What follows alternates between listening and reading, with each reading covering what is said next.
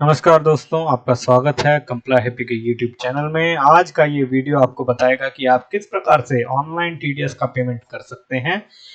ये जो पेमेंट है सेम रहता है एडवांस टैक्स के लिए भी, आपने सेल्फ असेसमेंट टैक्स भरना है उसके लिए भी और टीडीएस के लिए भी, लेकिन एक मामूली सा अंतर आता है, एक फॉर्म अलग चुनना होता है, बस उसी की वजह से फर्क है, बाकी सब सेम है।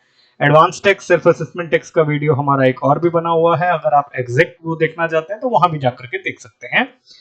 यहाँ आप सबसे पहले गूगल में टीडीएस पेमेंट ऑनलाइन डालेंगे तो ये लिंक आ जाएगा। ये लिंक मैं डिस्क्रिप्शन में भी डाल रहा हूं ताकि आपको हर बार गूगल ना करना पड़े। यहाँ आपको दिख जाएगा टीडीएस टीसीएस या फिर नॉन टीडीएस टीसीएस। तो हम अब आज जो यहाँ पर कर रहे हैं वो टीडीएस है। टीडीएस में अब जाके प्रोसीड करिए। प्रोसीड के बाद आपको एक फॉर्म भरने को आ जाएगा।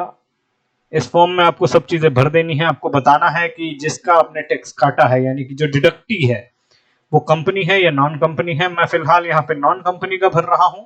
कंपनी मतलब company private limited, public limited, LLP, ये सब आ जाती हैं, और बाकी सब जो है वो नॉन कंपनी में आ जाते हैं। तो मुझे यहाँ नॉन कंपनी का भरना है, इसीलिए मैंने नॉन कंपनी सिलेक्ट कर लिया। टाइप ऑफ पेमेंट में TDS TCS payable by tax payer है या रेगुलर असेसमेंट है। जनरली हम पेबल बाय टैक्स पेयर करते हैं। अगर कोई स्पेसिफिक केस हो जिसमें रेगुलर असेसमेंट का टीडीएस या टीसीएस भरना है तो आप यहाँ पर भर सकते हैं। इसके बाद आपने नेचर ऑफ पेमेंट डालना है कि कौन से टाइप का पेमेंट आपने किया है। यहाँ पे बहुत सारे, लगभग 40 के आसपास ऑप्शंस हैं। मुझे फिलहाल जो भरना है वो 94J का भरना है। 94J में डालना है, डी में डालना है, सी में डालना है, ई में डालना है। इसका लिंक भी मैंने आपको डिस्क्रिप्शन में दिया है। इनकम टैक्स की जो वेबसाइट है वहां पर आपको दिख जाता है कि कहां डालना है। यहां आप अपना बैंक का नाम चूज कर लेंगे। उसके बाद यहां अपना टैक्स डिडक्शन अकाउंट नंबर डाल देंगे। असेसमेंट ईयर बहुत ही सतर्कता से चुनिएगा, क्योंकि गड़बड़ हो जाती है कई बार। जिस साल का आप भर रहे हैं, जैसे मैं यहाँ पे 22-23 का भर रहा हूं, तो असेसमेंट ईयर हमेशा उससे अगले साल रहेगा, यानी कि 23-24 रहेगा।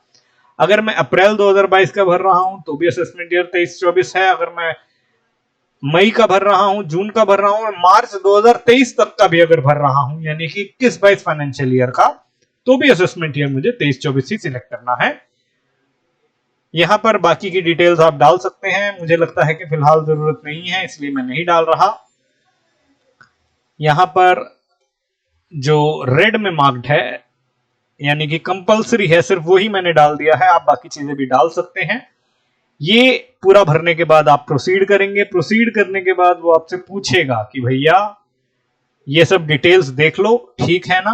ये आपको यहाँ पे फ्लैश करके बता रहा है कि भैया फाइनेंशियल ईयर जो है वो 22-23 है। क्योंकि मुझे पता है ये सब सही भर दिया है मैंने, इसलिए मैं यहाँ पे अपना कंसेंट देके आई एग्री करके सबमिट टू द बैंक कर रहा हूं।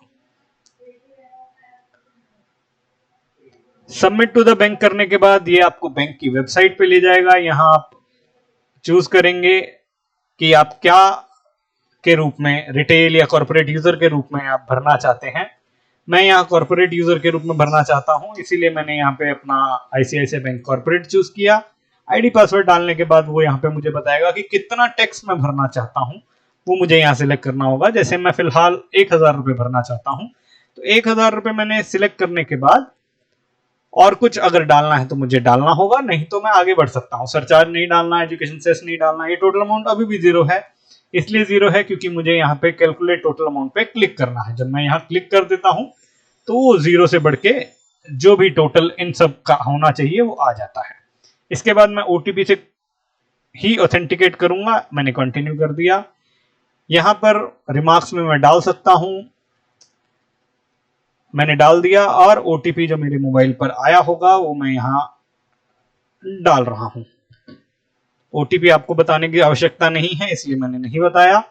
जैसे ही ये पेमेंट होगा आपके सामने एक चालान आ जाएगा, और कुछ भी करने से पहले आपको इस चालान को सेव करना है, क्योंकि अगर ये चालान गलती से इधर उधर हो गया तो बहुत दिक्कत आ जाएगी। आपको फिर बैंक की वेबसाइट में जाके, अगर आपके पास नेट बैंकिंग है, तो ये चालान निकालना होगा।